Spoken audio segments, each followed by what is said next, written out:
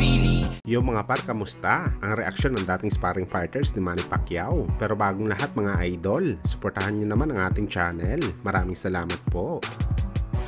So matapos nga po mga idol ang weigh-in sa pagitan ng dalawang junior middleweight superstar Tem Tszyu kalaban ng American fighter na si Brian Mendoza para sa bakbakan nila bukas para sa WBO World Title, kung saan mga idol parehong pasok po ang dalawang fighters sa tamang timbang. Ang WBC interim champion na si Mendoza sumakto sa timbang na 154 pounds, habang si Tem Tszyu naman mga idol bumigat ng 153 pounds. Kaya dahil dito wala na makakapigil sa bakbakan nila bukas. Bali unang depensa ito mga idol ng Australian fighter na si Tem Tszyu sa kanyang titulo matapos may elevate bilang isang full champion, kung saan para kay Tem Tszyu mga idol, ito na daw ang pinakamahirap na laban niya na kanyang pagdadaanan dahil hindi naman daw basta-basta kalaban si Mendoza dahil kilala ito sa pagiging power puncher. At syanta pa nga ni Tem Tszyu mga idol, mas mabigat pa daw kalaban si Mendoza kumpara kay Charlo na isang unified champion sa kanilang dibisyon. Bagamat sa naging sagot naman ng Australian fighter sa issue na walang American judges at lahat puro Australian na maghuhurado sa laban nila ni Mendoza, sinisiguro naman daw ni Tem Tszyu mga idol na hindi daw maulit sa kanya ang nangyari noon sa kanyang mentor at sparring mate na si Manny Pacquiao nung nilabanan niya daw si Jeff Horn dito mismo sa Australia, kung saan isa daw ito sa pinakamalaking controversial fight sa history ng kanilang bansa. Naniniwala kasi si Tem Tszyu mga idol, natalo daw talaga ang kanyang kababayan na si Horn sa Pinoy Legend. Nabigyan lang daw talaga ng pabor si Jeff Horn sa time na yun mga idol, pero hindi na daw abot dito mga idol si Tem Tszyu. Parang gustong sabihin ng bagong WBO World Champion na hindi abot sa final bell ang laban nila ni Mendoza, at malaki ang kanyang tiwala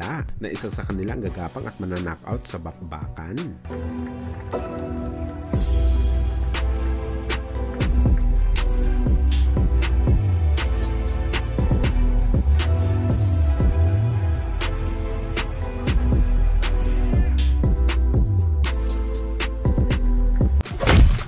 Samantala sa naging reaksyon naman po mga idol ni Kevin Asenero, isa sa mga kaibigan at training buddy ni Casimero, kung bakit daw nagkaganon ng galawan ni Casimero sa laban nito kay Uguni, kung saan round 2 pa lang nakalabas ng dila ni Cuadro Alas. At para kay Kevin mga idol, dahil daw ito sa dating sakit ni Cuadro Alas na gastritis. Ito yung sakit mga idol na dumapo kay Casimero isang araw bago ang laban nito kay Paul Butler. Talagang hihingaling ka daw sa laban mga idol kapag natamaan ka nito, at talagang hihina ang katawan mo sa bakbakan. Kaya advice ni Kevin mga idol, ipa-check up na daw ni Cuadro Alas habang maaga pa ang issue nito sa kanyang kalusugan. Bagamat ngayon pa man mga idol, wala naman may sinabi si Cuadro Alas na nahirapan siya sa laban, at sinabi lang nito mga idol, naging light lang daw ang kanyang pinakita sa laban nito kay Uguni, at talagang hindi niya tinodo ang kanyang buong lakas sa bakbakan.